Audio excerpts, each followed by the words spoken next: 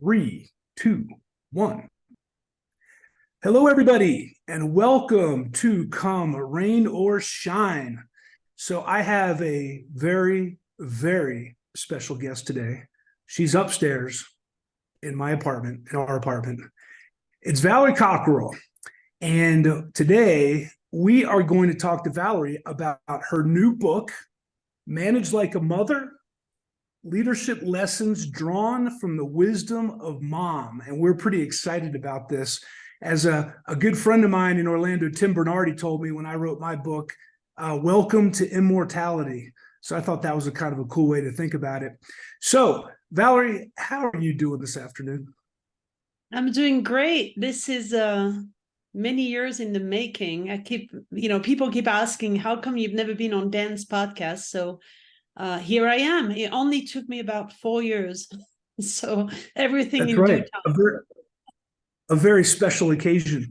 So let's talk about the book. Tell our listeners. Let's start out with the conceptually. Manage like a mother. How you're thinking about it, and how the readers can expect to learn in it. And then I think a lot of listeners have been authors or would be authors, and talk a little bit about the writing process.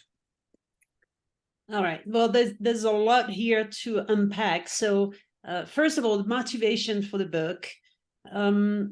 Several things. I think as a woman in what I probably consider the twilight of my career now, I always think about all the things that I wish I'd known earlier on in my career. Ironically, I grew up listening to my mom always saying, I wish I was 20 and I knew what I know now. And I would roll my eyes. But now that I'm in my 50s, and I'm like, oh boy, I wish I was 20 and I knew what I know now. So that was one of the first impulse that I had. How can I share what the experience and all the learnings and insight that I've gathered through my career? The second thing was, there's a lot of conversation, a lot of books, TED Talk, podcasts, and such, talking about leadership. And a lot of it is very interesting in terms of the theories, but I think often we struggle to connect it with tactical things that we can do.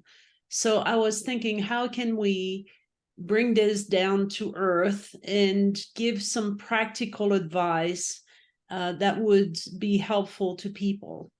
And then the third thing, which was probably the most important to me, was I realized at some point, having several times during my career, I've stopped working either because we relocated to the US or because I wanted to take some time off to take care of our kids. And every time I'd go back to the workplace, I always was wondering, do I still have what it takes? Am I still relevant? Can I still take on leadership responsibilities and be effective? And one day I realized that, what is required to be a great leader is really not much different from what a mother does day in, day out. Now, don't get me wrong. I'm not saying that I was a perfect leader. I was a perfect mom, for that matter. But there's a lot of things that you do naturally as a mom.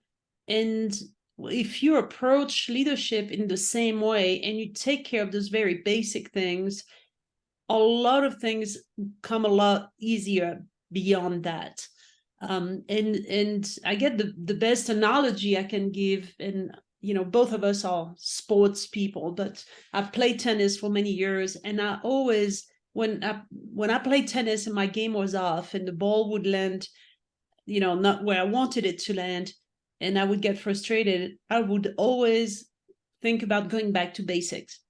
So bend your knees, keep your eyes on the ball, follow through. Bend your knees, keep your eyes on the ball, follow through. That was my thing. And after maybe a game of focusing on taking care of the basics, my game would come back. So I figured in leadership, maybe the same thing works. If you go back and take care of basic things, and you set great expectation, you train people properly, and you communicate well, and you encourage and you give feedback, and you manage your time properly, you take care of those basic things, everything is a lot smoother after that. And I think in the world where things are very complex and there's a lot of pressure and there's a lot of challenges and roadblocks, it's very easy to get lost and to feel overwhelmed. So let's go back to basics when it comes to leadership and take care of those basic skills and get inspiration from a mother's playbook. So that's what motivated me to write the book in the first place. Very good. So that's something I think we see all the time, that people, it's incredible in the year 2023, the things that people believe, the marketing, the advertisements they see, that there are shortcuts. There's shortcuts to fitness, there's shortcuts to leadership, there's shortcuts to whatever it is. If you take this pill, if you sign up for this course, all your problems will be solved and everything will get easier. But to your point, it's just executing basics consistently every day is where I think a lot of the value comes from in life. Yeah, and this is, the similarity between being a leader and being a mom. I mean, they both, it's all about consistency. It's a long-term commitment. It requires patience. It requires to be flexible also, because when you have more than one kid, you quickly realize they're all different. So you have to adapt to their individual needs, individual learning skills. And it's the same as a leader. You look at your team, you have different individuals with different expectations and needs and talent and skills and aptitude, and you need to be able to adapt to all of that. So generally, for me, it was just obvious, the analogy between the two. And I thought, you know what, instead of looking at this gap in my resume as something maybe I should hide because it's a setback, I'm actually, forget that. It's not a setback. It's actually an opportunity to hone my leadership skills. And I should be proud of this. And I should use that when I interview for a job or position, and said, you know what, let me tell you about, communication skills. When you have 3 kids, you learn about communicating effectively. Let me tell you about time management. When you're a mom, you learn about time management because you have to. So there's a lot of skills that you acquire or you hone or you perfect or you tweak when you raise your kids that you can leverage and apply in the workplace. Fantastic. So the next question would be, well, if this is managed like a mother, is this a book for women? And I know that's something you've addressed and want to talk about. Yeah, it's I'm glad you asked. It's called Manage Like a Mother because even though things are changing for the better, men are picking up more and more of the parenting duties, which is commendable, and I'm glad it's happening. But the reality is that today, the vast majority of us have been brought up, not exclusively, but essentially by our moms. So the argument I'm making here is, this book, of course, if you're a mother and you read it, you will relate to most of the stories. And hopefully you can even substitute my stories with your own stories and then learn from that. But you don't have to be a mother, you don't even have to be a woman to benefit from it, because we all have a mom. And whether that mom was perfect or not, we remember what felt right and what felt wrong. I'm sure you can remember the time where, as a teenager, maybe you felt empowered, maybe encouraged, maybe supported and guided by your mom. And then you remember a time where maybe your mom did not set expectation well, and then it was frustrating, or you thought maybe she was treating you unfairly, or she was not treating you as an adult, or she was holding you accountable for things you shouldn't be held accountable. And you remember that frustration. So all I'm saying here is, if you look at the way you were brought up and the things your mom would do well and the things maybe she didn't do so well, then take all these learning and apply it to the workplace. And when you lead a team, think about that. Think about what it feels if, as a leader, you're not gonna provide great expectation or set great expectation or not communicate well with your team or not involve them or explain your decisions. You will remember how it felt when you're on the receiving end of that, and then remind yourself and make sure you do the right thing for your team. Absolutely. So something you've talked about is regarding women in the workplace is everyone I know you've talked to agrees. Yes, I learned a lot from my mother. Great examples, sometimes good, sometimes bad, but helped me learn how to navigate the world. And I don't think anyone disagrees with that. Yet there is still a big inequality in the workplace between men and women being in leadership roles and being influential and having those opportunities. And something you had mentioned, which I really love, is a study you read about, I think an MIT study on IQ of groups. Can you share that? Because I think that is a powerful example of the value, I think, of women and who bring motherly wisdom to the workplace. Yeah, well, I don't know if it's motherly wisdom. It's generally it's emotional intelligence. But here's what the study did, and it took place about 10 years ago. And they were trying to measure the collective IQ of a group. So they took different groups and gave them some problems to solve and things to work on.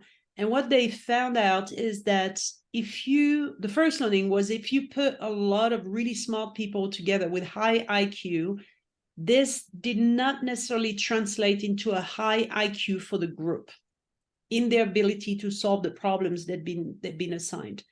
The second learning was if you have somebody with a really high IQ that is assertive and tends to dominate the conversation and maybe autocratic, the collective IQ of the group actually goes down. And the third thing, which to me is the most interesting part of the learning, is that the collective IQ of the group goes up when you have more women in the group.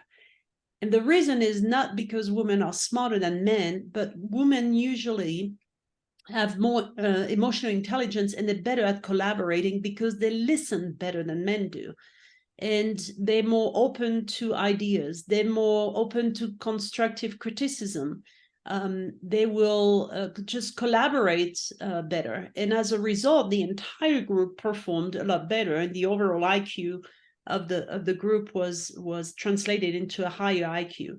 So I think what it proved is that women have this skill and they can bring that to the table. And again, I'm not trying to say here that women are smarter. I'm just saying they bring something different. And again, in a world where things are very complicated and challenging, why not try to have as many tools in your toolbox as possible? And why not try to bring more women to the conversation, to leadership position, so you can benefit from this as an organization, benefit from that approach and that ability they have is quite innate. They have to, understand people, welcome their input, collaborate better, and generally being a better listener. So it's about, complementing the skill of a man with the skill of a woman. Now, we still have a long way to go for, even though we have gender parity in the workplace, I think only 33% of leadership positions are held by women. Hold on, let's go back 15 seconds. The microphone cut out, the signal cut out. You want to ask me that question again and I'll start over? I can't remember what the question was. Oh, the study. I can retell the whole thing if you want.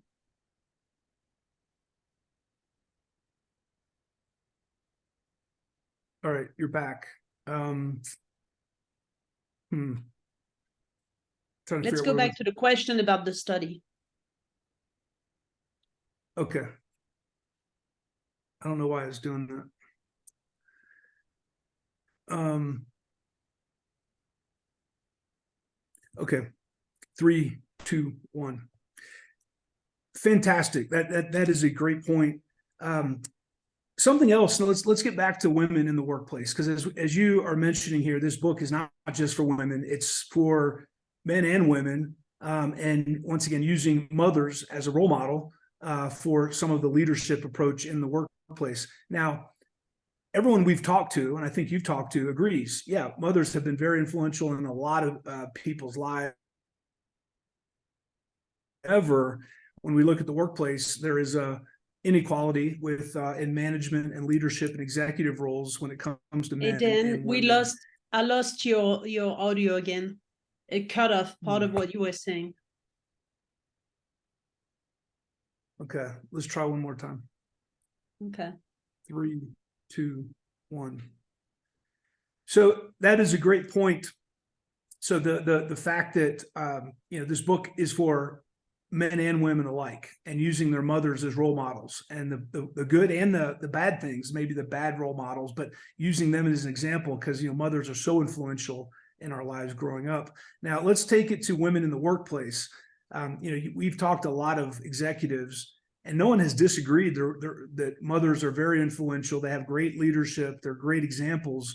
However, when we look at the workplace, there is not the same equity when it comes to thought leaders and executive levels in organizations. And there's a disparity when it comes to women. And I know something that's very interesting to me, I've heard you talk about, is an IQ study of groups, and how women influence that. Can you talk a little bit about that? Yeah, there's a study. It's not recent. I think it happened about 10 years ago. And they were just trying to see if they could measure the collective IQ of a group.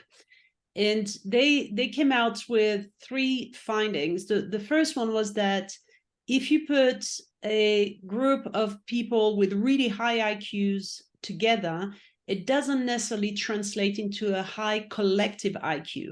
This group were given problems to solve or different tasks, and they did not see that correlation between the two. The other thing they found out is if in the group there is one person that has super high IQ, and that person tends to dominate the conversation and be very assertive and autocratic, typically the collective IQ of the group goes down. The ability to solve problems and resolve issues goes down.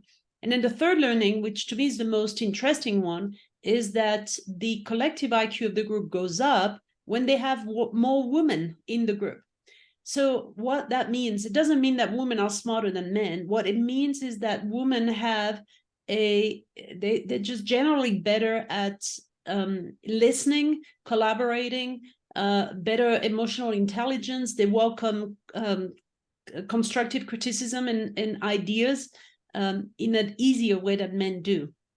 And that translated into a higher IQ for the group and a more effective collaboration. So if you think about the workplace today and you see how complicated and stressful things can be, and how overwhelmed you may get at times, why wouldn't you want to leverage this and bring this to the table and bring all the tools possible that are available to you, so you can have a better collaboration, a better team, a better organization? So, hiring more women and working towards gender parity, not only in the workplace, but at leadership level, I think that will serve everybody. It will serve women, give them the confidence that they can do it.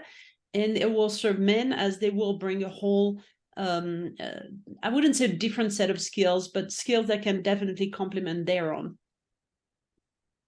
Yeah, I took 2 main things out of what you just said. One is that women, this ability they have, listening, collaborating, emotional intelligence, is innate. It comes to a lot of women naturally.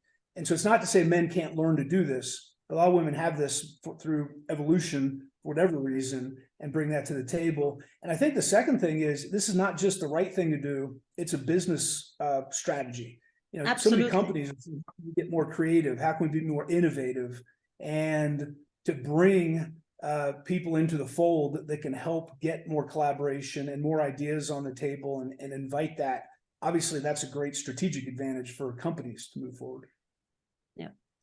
Yeah, and I don't, I think women know this. They know they have that ability. They don't always have the confidence to assert those skills. And hopefully with the book, women will get that confidence. We know that women don't apply for leadership positions unless they have 100% of the skills. Meanwhile, we know that men will apply for that position if they have 50% of the skills, because they have the confidence, they can learn on the job and figure it out. Now, we're not going to spend too much time talking about the size of men's ego. We only have a certain limited amount of time today. We'll run out of memory on the computer. Well, that's right. No, joking aside, I think if we need to give women the confidence that they can do it, and then educate men about what women can bring to the table, and encourage them to support women in the workplace by having better recruiting strategies, by amplifying the contribution of the woman, mentoring women, watching for microaggression, interrupting women in meetings, that kind of thing that happens, or assuming they have a junior position than they actually have. This happens all the time. I mean, you and I, we work together, and every other time we go somewhere, we about to facilitate a workshop together, and it's welcome to Dan Cockerell's workshop. And I'm chop liver over there because they assume I'm what's her name, Vanna White. I'm just spinning the letters on the the Price is Right, or whatever the name of the show is, the Wheel of Fortune. That's what it is. So it happens every other time, and it can be very frustrating for a woman to do this. I mean, it happened recently, and you were the first one to correct it. I'm kind of over it by now, but it's the assumption that, oh, he's coming with his wife, she must be the one, just taking care of the logistics behind the scene, and not even, just assuming that I'm not an equal partner in what we do together. So it's very I think it's been, you and I working together, it's been an eye-opening experience for you too. You've always known this was happening, but now you get to experience it with me, which I think is great, because I'm like, see, this is what women have to deal with in the workplace. Yep. Yeah, it's been very eye-opening and very educational. And I think, this idea, I think a lot of men saying, well, yeah, I believe in all this. You can't just believe in it. I think you have to be aware. You need to learn. You need to be self-aware and allow women and ask questions. Hey, where are we not giving equal opportunities? Where can we improve our meetings? Where can we improve our communication, and be open to those ideas? And you have to invite it, and you have to demand it, because there is usually no good reason someone's going to criticize an organization or their boss. And as a leader, especially as a man, you have to be wanting to hear that, and knowing that there's something you don't know today that you can improve upon. And that's what great leadership does. They're looking for continuous improvement, and to be vulnerable, to have that understanding. And I think, instead of for me, where the book can really play out is when I tell men, think about what, who's the most influential person in your life, and people, vast majority of people will say my mom, including men.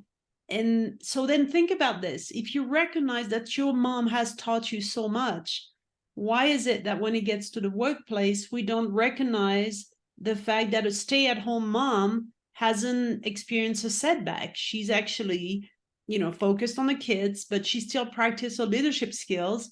And it's not a waste of time for the workplace. It's actually a time when she hones her leadership skills.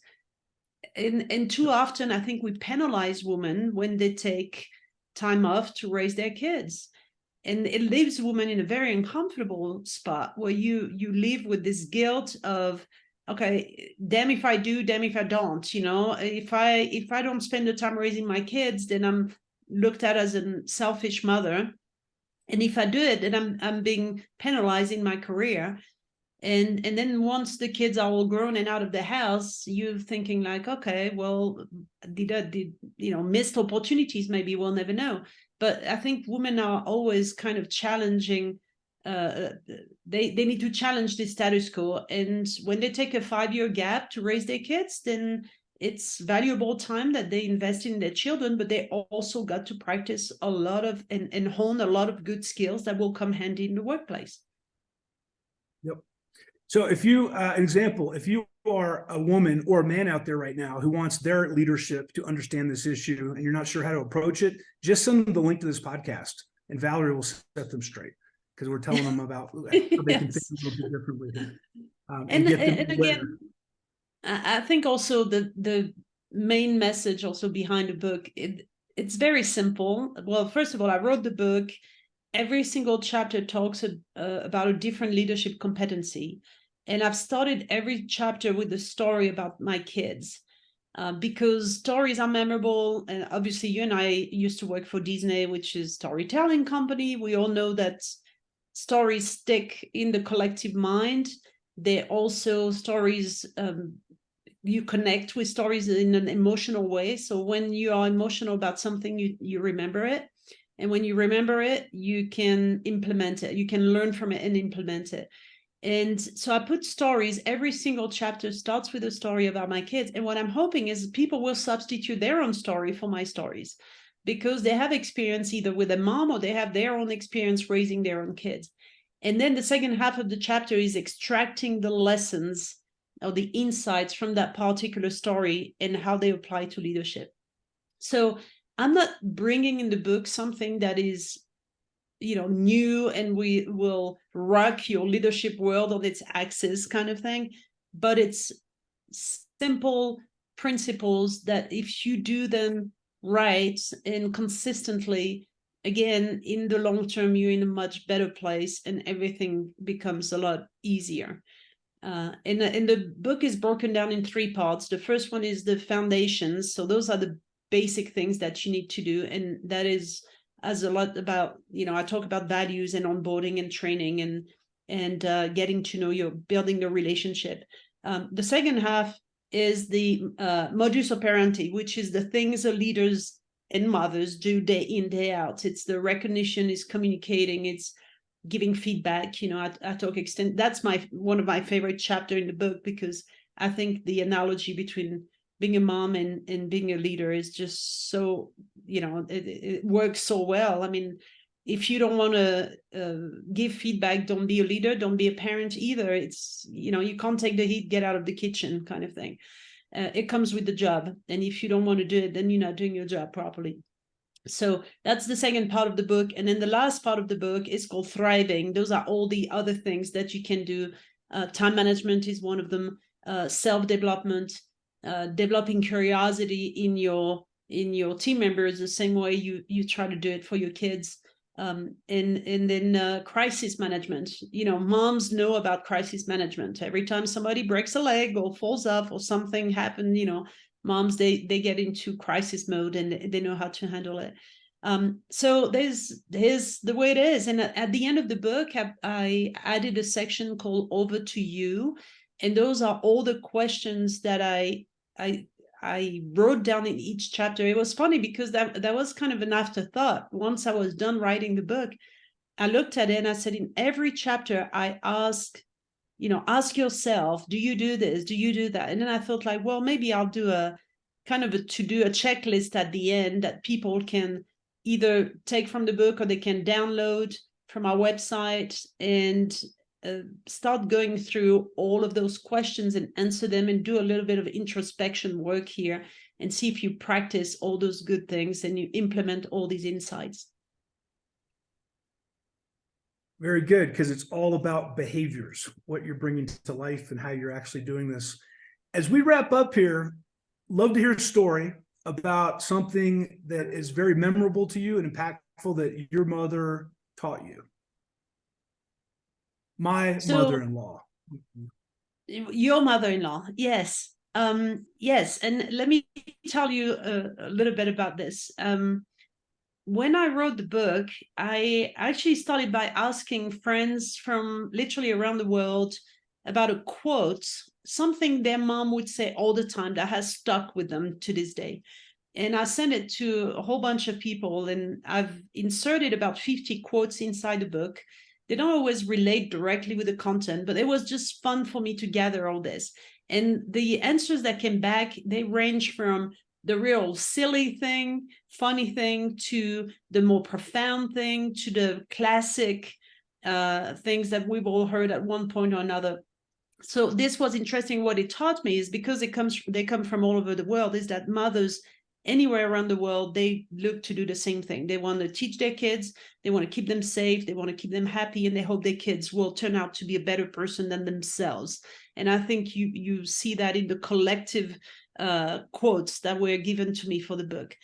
But that led me to another thing. I started thinking about what I called Manage Like a Mother project, which is the idea of helping people do that introspection work. So I'm asking people out there to share a story of the specific thing they've learned about their mom. And I'm going to share mine, but I've also recorded it individually. So I will send it out and broadcast it to everybody so they know what I'm looking for. But in a nutshell, one of the best lessons I've ever learned from my mom, and my mom's name is Anna, and she lives in France. She was born and raised there, obviously. And she grew up during World War II. She was born in 1932. Tough times, food was scarce. The family was rather poor.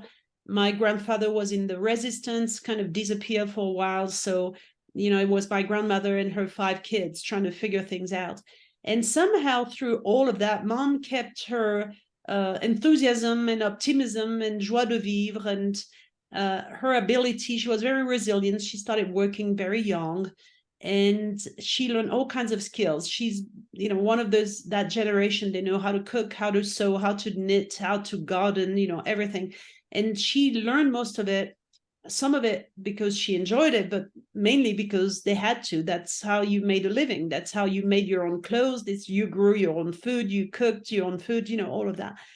So throughout her life, mom was always very resilient and hardworking, and she would not let challenges and roadblocks prevent her from doing anything.